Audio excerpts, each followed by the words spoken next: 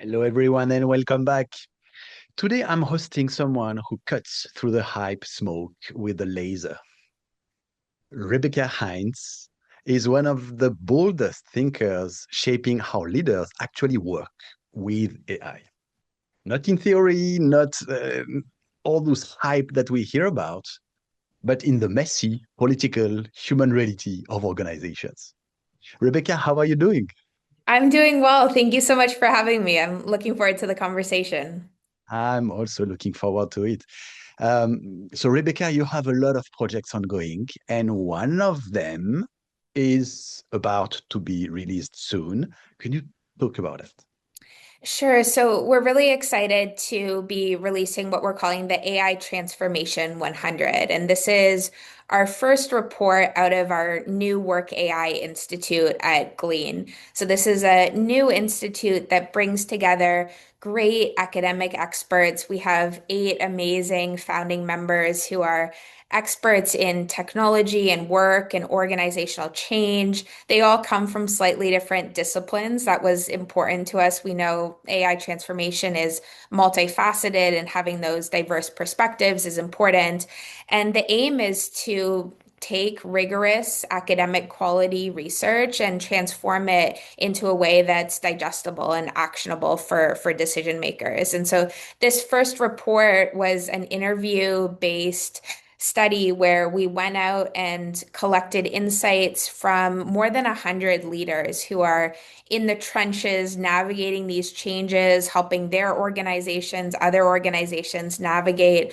As you know, there's so much hype and there's so much disappointment at the same time when it comes to AI Mhm. transformation. We wanted to zero in on what is working, how can we gather insights into what is working with this transformation. And so it's a compilation of 100 different ideas that we think will be helpful for all organizations as they navigate this transformation in 2026 and beyond.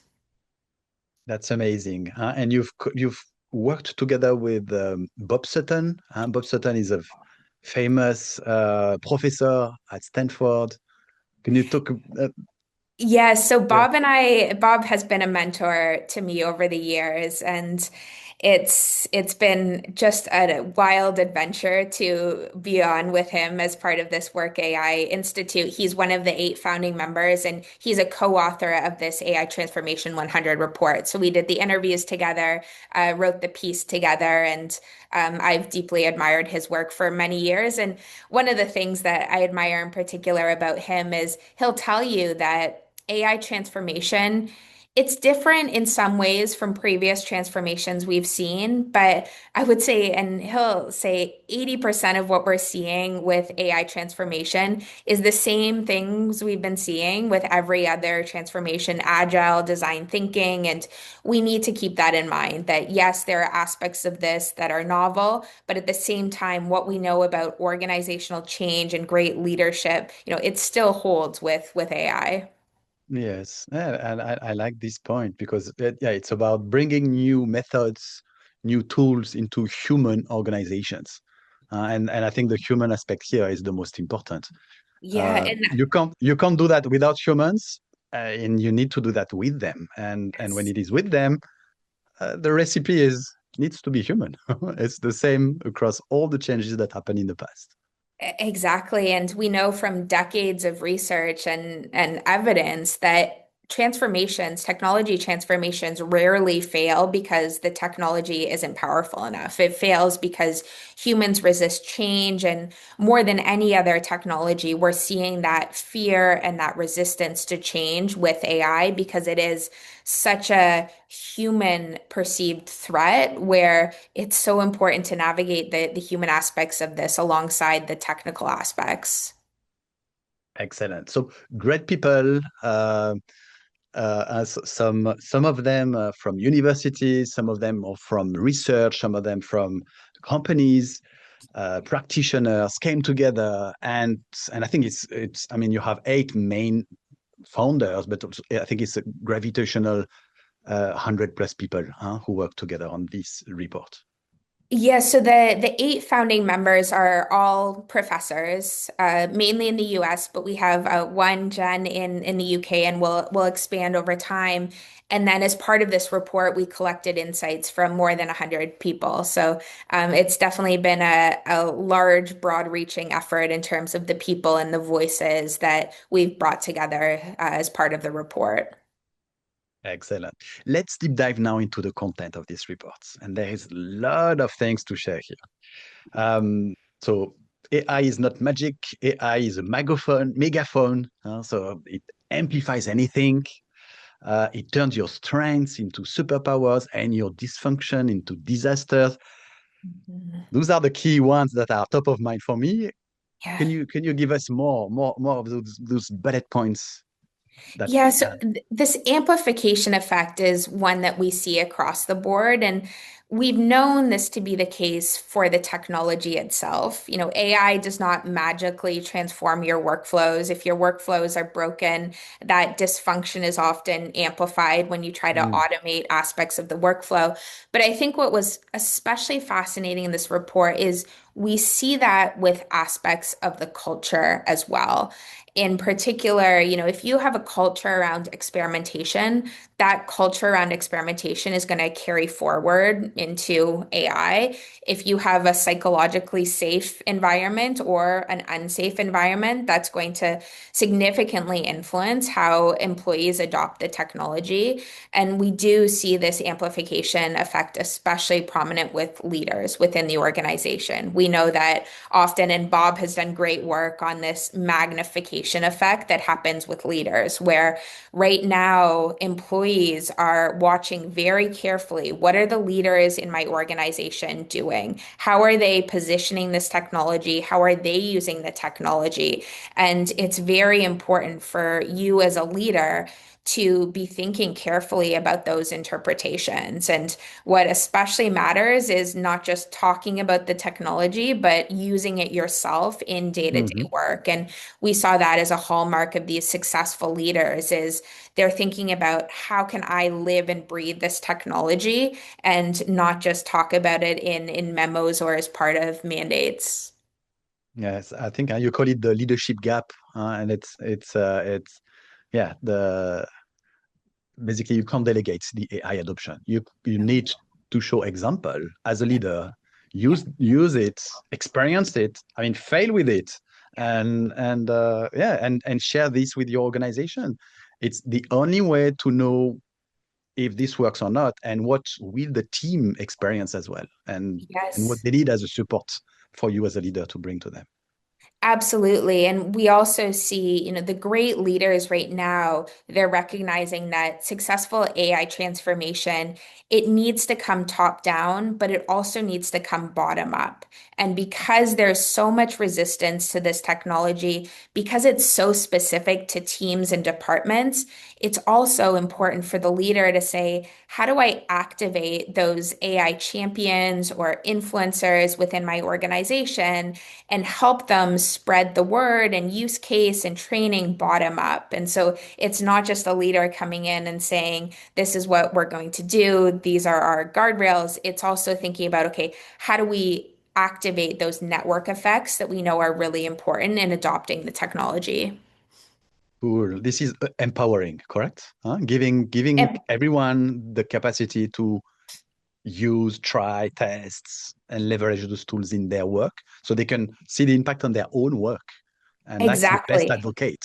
Yeah. And one of the Wow. pitfalls we see is activating just the engineers within the organization, right? This is especially important to be able to activate multiple different functional groups. We know that that cross-functional use of the technology is very, very important in being able to transform key workflows and not just department-specific ones. I love it. Another key insight that I saw is structure eats AI for breakfast. Can you It's an explain? important one. Yeah. And we see, you know, the leaders that are doing this well, they're thinking about how does my organization, in terms of the structure, need to evolve to enable this technology to meet the needs of workers and our organizational processes. And so it runs the gamut in terms of what organizations are doing, but they're thinking carefully about, okay, what departments now need to work more closely together than ever before. Sometimes they're making changes to the formal structure. We talk in the report about Moderna, who earlier this year, they made a deliberate step to merge HR and IT within the organization. We see that relationship matter significantly now because you not only need the technical lens to develop this technology in a way that is secure and scales, but you also, as we've talked about, need that human-centric lens where you need the HR lens to understand change management, now manage a digital workforce. And so they're thinking about what are those new structures that are going to enable AI to be deployed effectively in my organization. And one of the key characteristics of these effective leaders is they're thinking about what needs to be centralized. So where is there a role for an AI center of excellence? Where do policies and guardrails and guidance need to be centralized? And then where do I decentralize? So we spoke about those AI champions, the influencers. In every organization, there should be some mix of centralization versus decentralization. And that structure is a key enabler of effective adoption, deployment, and implementation. Excellent. And you explain all this, what to decentralize, when, and what to centralize, and when in the report, correct? We outline the specific frameworks that we Mhm. think to be helpful, but because it is so department specific, it's organizational specific, it's going to need to be different. There's no, Yeah. right mix for At every least organization. you give the keys for people to understand what is important, and Exactly. then okay, We excellent. try, and that's, these are our working hypotheses right now. I'm sure they'll be updated as well. But thinking about risk, where are there, key risk areas that centralization makes a lot of sense? Where is learning and experimentation most important? Probably you should be decentralizing more in those aspects. And so it's really about the mental models that we can help share as part of this playbook that we think will be helpful. But again, the specific nuances will need to be specific to individual organizations. Very interesting, Rebecca.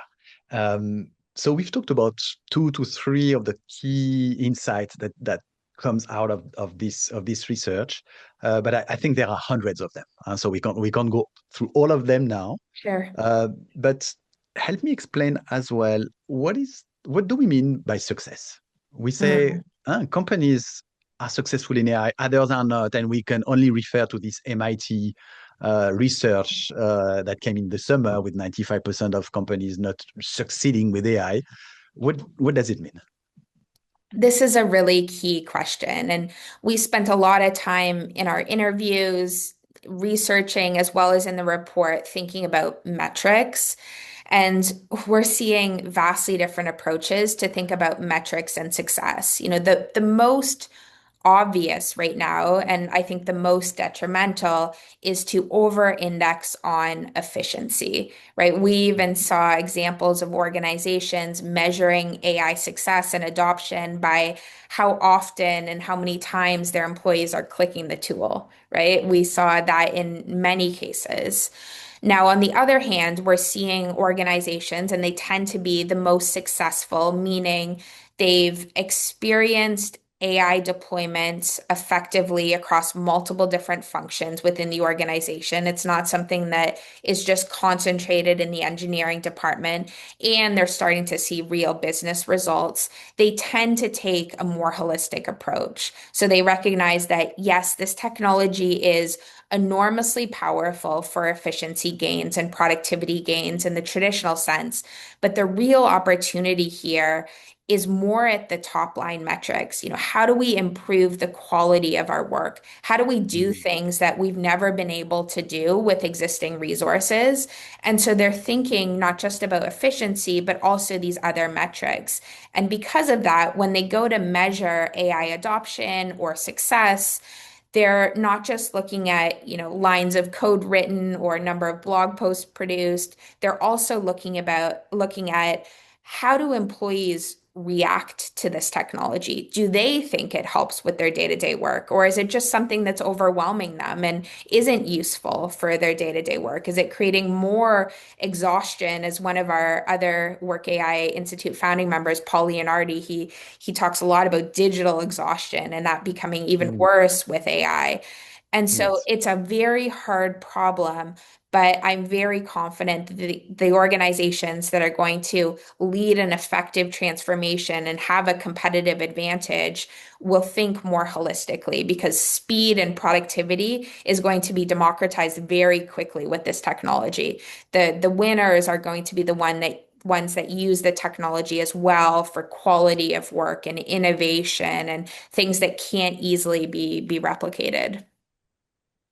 Excellent. So metrics, I mean, the top metrics of management in a company, satisfaction of clients, revenue increase, employee satisfaction, this kind of Yeah. main metrics that we've been again working on for decades, it's, if not centuries, Hmm. remain the most important ones, even in the age Yes. of AI. Yes. And that's It's what we not should about the be. number of bots or number of agents or number of processes that have been performed with agents or whatever. It's not important. This is not important. The most important is what is impacting our business. People, customers, top line, Mhm. satisfaction. Yeah. Yeah, and then you get out of these perverse metrics that encourage the wrong types of behavior, right? We don't want our employees just using the technology to use the technology. It needs to have an aim and a purpose. And Yes. I think the most challenging problem right now for organizations is to understand what the division of labor now looks like between humans and machines and AI. Mhm. And you can't start to make that determination if employees are incentivized to use the technology just to use the technology, right? It needs to be a really thoughtful approach. And then once employees are incentivized to use the technology to advance their business goals, their team's goals, the organization's goals, then you can have a much more grounded perspective on how this technology can fit into our business as a key part of the work, not something that happens alongside the work. I love it. So don't automate the soul out of work. This is a key sentence that comes out of the research report. Hmm. Yeah. And another one is make AI part of the work, not a side hustle. Yeah. So include AI within the daily work of everyone. Otherwise, if it's something else that people need to do, it's Yeah. just adding on top of their plates. And adoption is about doing better what we are used to do, and it comes from it. You don't The ways shouldn't be changed for Exactly. And, that relates to both the use of the technology as well as learning how to use the technology. We see that learning and training and development around the technology is significantly lacking in organizations. And, it's partly because we're so busy, our organizations are so busy, there's so much to do where training becomes an afterthought. And so inevitably, the more training is built into the tools, the more tools are easy to use, they're low code, no code, the more quickly that adoption can happen with employees. And then Mhm. the first comment around automating the soul of work, that was something that came up again and again, even in the sense of just because something can be automated, in many cases, employees don't want it to be automated. And so, again, thinking about this division of labor, we know that a big part of work is motivation and how much purpose we feel at work. And even in the cases where theoretically you can automate, in many cases, that work gives people meaning and purpose in a way that you should be very careful before you automate it, especially if you're not going to replace it with something that is as meaningful for the employee. Yes, yes. I love this, and especially the focus on value. Huh? That's Yeah. it's not the value that we bring as humans versus the value that the technology brings, and how we connect both together so that we get the best of both worlds, basically. Huh? Uh, Yeah, and I like to give the example of my newsletter. That is an agentic newsletter built by mm, agents. Okay, so we have okay. 7 agents building the newsletter. Mm, It's about agentic. The newsletter is about agentic, and so they build everything. They research articles, news articles. They will grade those articles. They will summarize them. They will put the one after the other.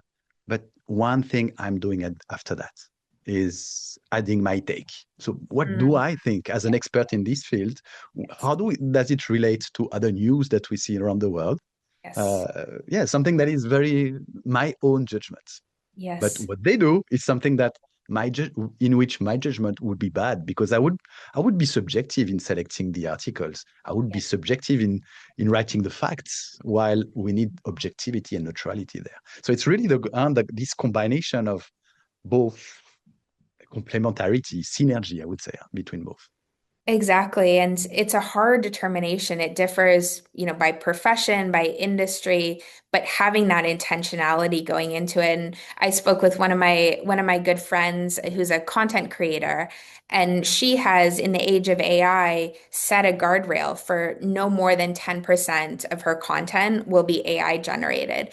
It might be 20% for other people, it might be 90% for other people, but being clear on what does that guardrail look like Mm-mm. is very healthy to understand, what is the role for this technology alongside me as a human.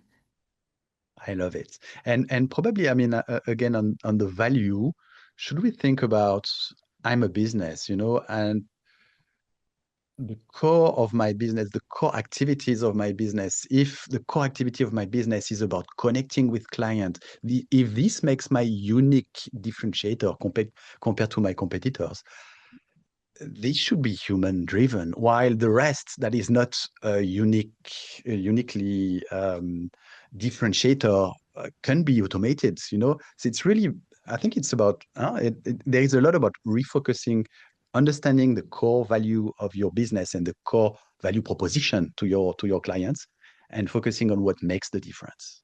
Exactly. And that's something that has been true for forever, right? It's not Yes, unique to AI, but true. figuring out your moat, and then even in something like customer engagement, customer interaction, thinking about there are some instances where when we engage with customers, it's going to be more efficient and better for the customer to use AI. And we saw those examples in the report. But then when it comes to, giving hard feedback or building relationships that are deep and long lasting, those are the things that humans are uniquely suited for. And so also thinking about within each workflow, what is that mix of automation versus augmentation versus a uniquely human touch is important. And the need to review the existing workflows with AI in mind. And it doesn't Yes. mean to be just plotting AI into existing workflows, but reviewing them with the view of the outcome and the best combination of humans and AI. Humans should Yeah, be in the driver's seat, even yeah, if correct. it means you're delegating work to AI and AI is augmenting. It should be the human making that determination. Absolutely. Yes. Um, so you talked about Madrona, for example, and that was a great story. Do you have other stories of companies like this that you went through your research, and what did you learn from those? I mean, there are oodles, and there are 100 of these ideas that all come from different organizations. I've spent a bit of time with Zapier's Chief Hmm. People and AI Transformation Officer. He was just promoted to that role, Brandon, and that's another example of an organization thinking very intentionally about how does the role of HR need to change in this AI era? What if we were to bundle the traditional HR role with an AI AI transformation role and have that persona lead the charge within the organization. So that's one that I deeply admire. Around Mhm. metrics, there are several examples in the report around. We have an example from Zendesk, how they're measuring um, engineering AI adoption. And again, not just looking at efficiency, not just even looking at traditional KPIs, but looking at the experience of the engineers as they're interacting with this technology.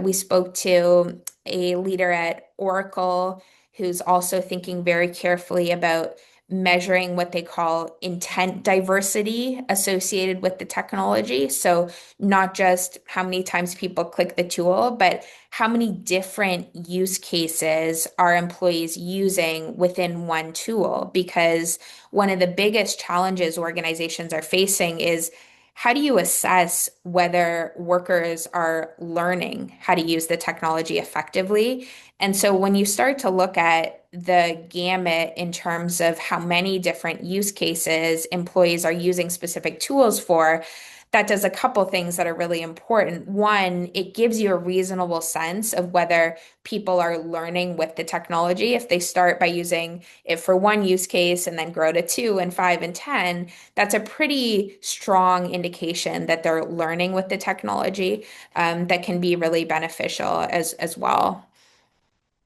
Diversity. I like it. I like it. Hmm. Um, you talk as well about expertise, Yeah. and who ought to be the experts now, and especially when we talk about specialists versus generalists. What's your view on that? It's it's such a difficult problem again, and we talk about these Yes. tensions in the report, and the tension between generalists and experts right now is salient within every organization. And what we saw in the report is again the importance of this intentionality. Thinking about, okay, now that AI puts expertise in the hands of generalists, where does that make sense versus where is it a risk for the organization?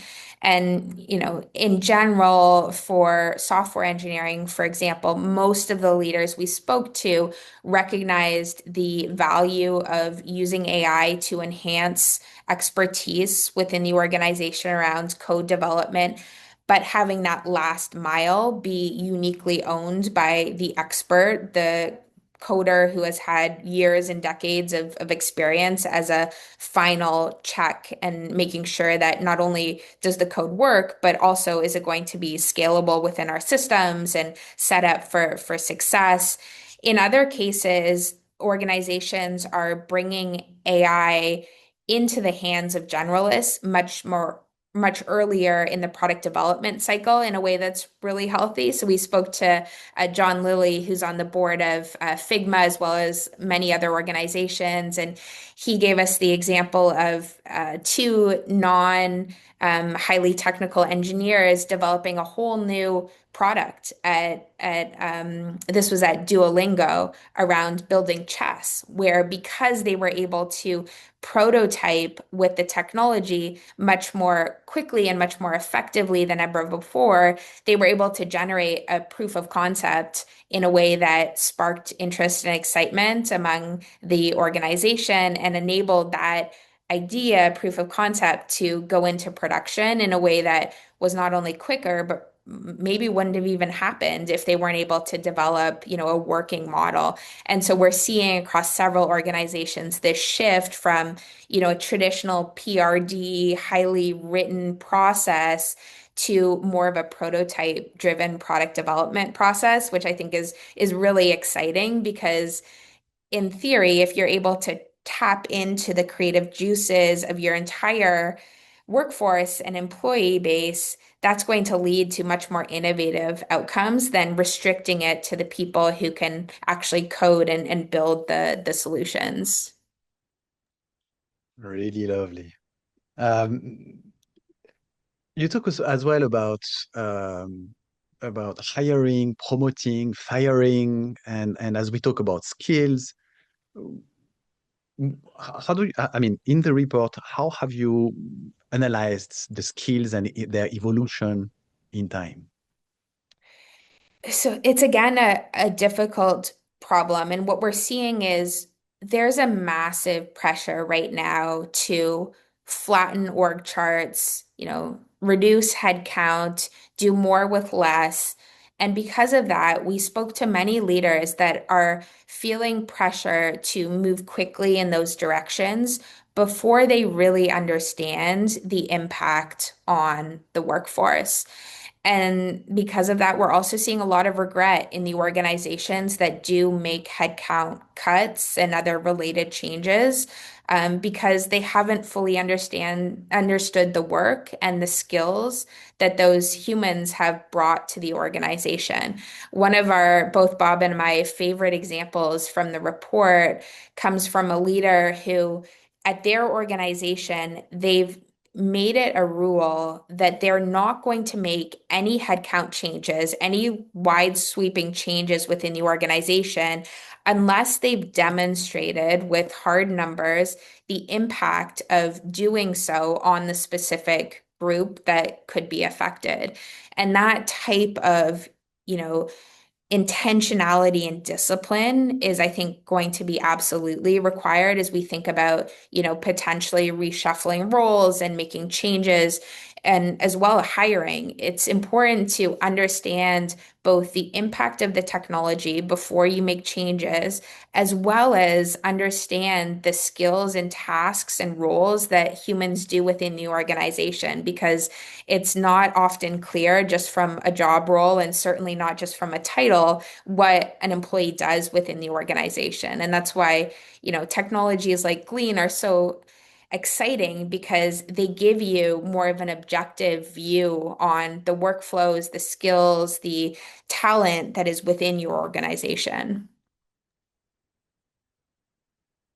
Very insightful. Thanks you for sharing all this with us. Uh, yeah, I would have a lot of more questions for you. Don't want it to be too long and crispy enough. What excited you the most out of this research? And can you share this with us? What excites me most are the 100 stories. I think, in a world where we're seeing so many hyped up headlines and at the same time a lot of disappointment in terms of pilots and AI initiatives failing, these stories give me a lot of hope that there are organizations that are getting this moment right. And certainly no one has everything figured out. And if you talk to these great leaders, they'll be the first to tell you they don't have it Mhm. all figured out. But I'm very confident in the intentionality that these leaders are bringing to their organizations, in the sense of, if we do this right, if we are intentional about bringing AI into our organization, it has massive positive impact for both, productivity, but more importantly for the quality of work we do, and if we do it right, for the employee experience. And I think that is very exciting. Very exciting. I agree with you. Thank you so much, Rebecca. Thank you so much for your time. I'm really eager to read the report. It's gonna be out on the 10th of December, correct? Yeah, and we'll have a quiz to go alongside the report. Our team has done an amazing job at Glean making it interactive. So we'll have an interactive version of the report, as well as a quiz that you can Ah, nice. take in a few So kind minutes. of an assessment. It's a lightweight assessment, so it'll point Okay. you to specific ideas within the report that we think are going to be most valuable for your organization. So encourage everyone to try it out. It'll be at workai.institute. Wonderful. Thank you so much, Rebecca. So, Rebecca, AI is not rewriting work, it's rewriting us. Huh? And so your research really shows the real transformation. And this transformation is not in the tools, it's in the leaders who have the capacity to rethink how they control, how they manage expertise, and basically how they change and transform the very soul of their organization. Thank Exactly. you so much Leadership has never been so important, and it's absolutely a human first change that needs to happen. I can only agree. Thank you so much, Rebecca. Thank you so much, Pascal. That was great. Thank you and see you soon. Wonderful. Thanks so much.